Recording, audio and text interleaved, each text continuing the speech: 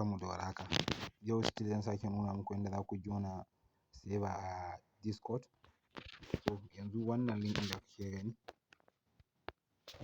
gashi nan wannan a nan ɗin nan, wani ne yayi sharing link ɗin. So idan kai clicking akai zai taking naka zuwa Discord ɗin.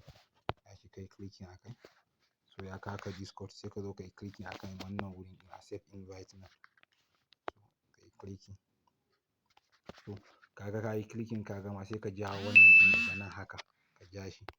Gashi nan. Kuna gani gashi nan ya bamu option a nan. Kamar yadda nake faɗa kullum idan mutum ya zo yana da kyau ka rinƙa duba announcement. Gashi nan. Wani lokaci kuma ba za ka ga announcement ɗin ba, sai dai ka kalla just wannan ɗin nan verified kawai. Gashi nan sai dai ka kalla verified kamar haka. So idan baka ga announcement ɗin ba kar ka damu, ka je kan verified ɗin. Don wani lokaci ba za su buɗe ma wa'innan option ɗin da suke nan ba, sai ka yi verify na user account naka. So sai ka zo ka yi clicking akan verified ɗin, wato wannan gurin kenan. Ka yi clicking akai. So idan ya kawo ka, idan kun lura da kyau a nan gashi nan sun nuna sign na abun da suke so ka yi clicking. Gashi nan react with, sai suka sa wannan good abu ɗin, arrow good nan wannan. Sai suka sa ka yi reacting to get verified. Gashi nan idan ka jawo haka, haka misali ga sunana nan a nan.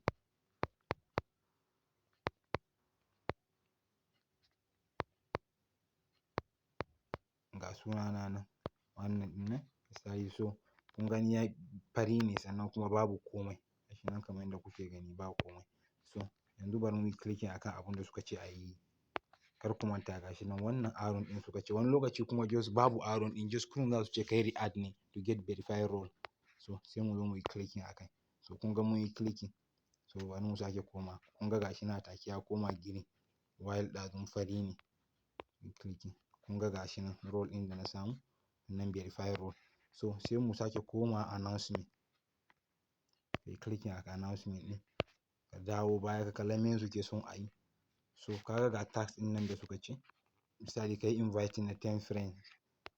Kamun nan ka samu role na ship, that is kamar OG kenan, to get ship original role, original OG role.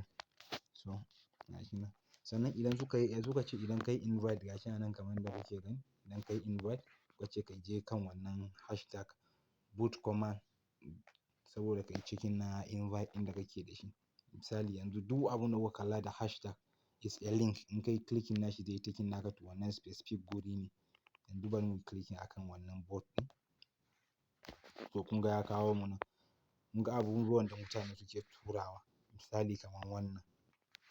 Kun gani ya tura wannan ne shi. Gashi nan abun da ya tura nan. Dash invite. Sannan sai aka mai reply da bai da gashi nan you have currently 10 invite. Kun gani. So yanzu ya rage kenan a bashi role nashi na OG ɗin kamar yadda suka ce. So wani lokaci idan ka zo nan ɗin sai ka kalla me mutane suke yi. Idan baka fahimta ba, za ka iya a ciki ka yi tagging na wani kamar haka. Kamar wannan za ka yi kamar message ka tambaye shi.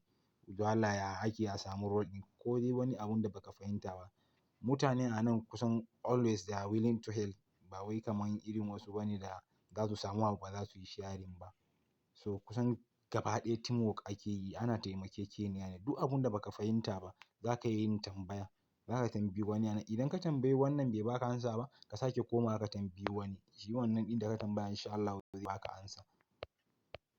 So yanzu ya rage kamar yadda kuka sani dai invite kan kowa ya san yadda zai invite. Za ka kai inviting na friends naka. Allah ubangiji ya bamu sa'a.